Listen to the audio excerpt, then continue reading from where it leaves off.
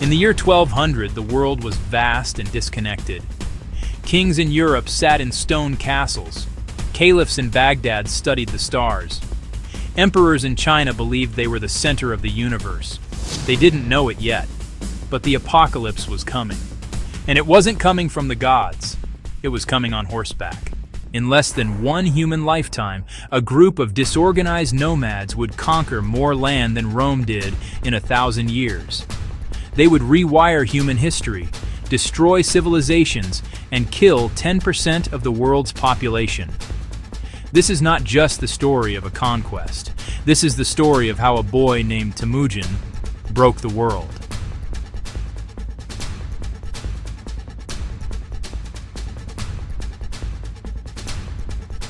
Before he was the universal ruler, he was just a fugitive, born clutching a blood clot, an omen of violence. Temujin's life was a nightmare.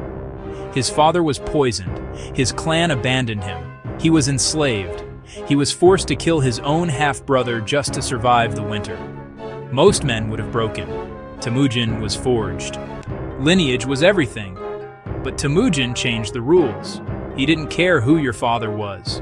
He only cared about one thing: loyalty. If you were a skilled archer, you became a general. If you were a traitorous noble, you were executed. By 1206, the civil wars were over. The tribes gathered at the Onan River and gave him a new title: Genghis Khan, the Oceanic ruler.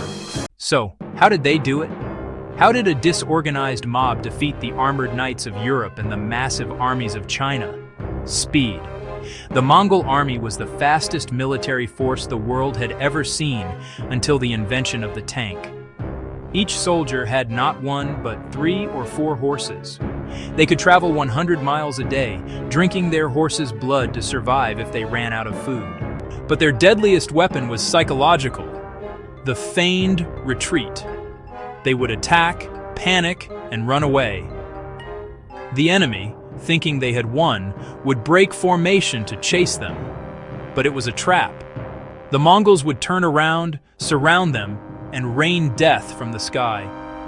They defeated the Jin dynasty in China, but their eyes turned west because of a single fatal mistake by a neighbor.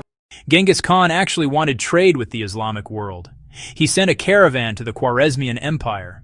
The local governor, blinded by arrogance, seized the goods and killed the envoys. Genghis Khan went to a mountaintop, prayed to the eternal blue sky, and said, "I am not the author of this trouble." What followed was not a war. It was an extermination. Cities were leveled. Rivers were diverted to wash away birthplaces. Millions died. The Khwarezmian Empire didn't just fall, it was erased from history. Even after Genghis died in 1227, the machine didn't stop. His son Ogedei built a capital, but his generals, led by the tactical genius Subutai, pushed further. They crushed the Russians in winter, the only army to ever successfully invade Russia in winter. They rode into Europe. Poland fell. Hungary fell. The Knights Templar were slaughtered. Europe was wide open.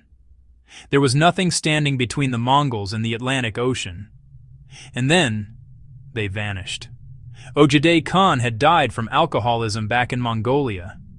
By law, the generals had to return to elect a new leader. Europe was saved by a bottle of wine. The unity wouldn't last, but the destruction wasn't over. In 1258, Hulagu Khan reached Baghdad, the jewel of the Islamic Golden Age.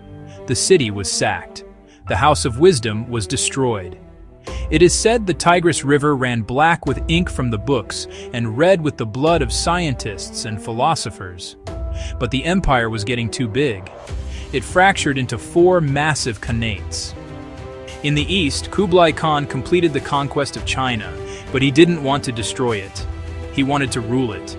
He became a Chinese emperor, founding the Yuan dynasty.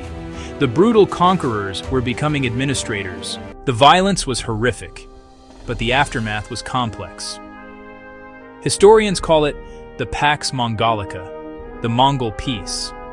For the first time, you could walk with a gold plate on your head from sunrise to sunset across Eurasia without fear of bandits. Trade flourished. Gunpowder moved to Europe. The Silk Road thrived. But this highway also carried the Black Death. The Mongol Empire dissolved, absorbed by the cultures they conquered. But they left a scar on the world that never fully healed, and a DNA trace in millions of people alive today. They showed the world that civilization is fragile, and that history is often written by the Horsemen. If you enjoyed this deep dive into the Mongol Empire, make sure to subscribe. Next week, we look at the only force that ever defeated them, the Mamluks. Thanks for watching.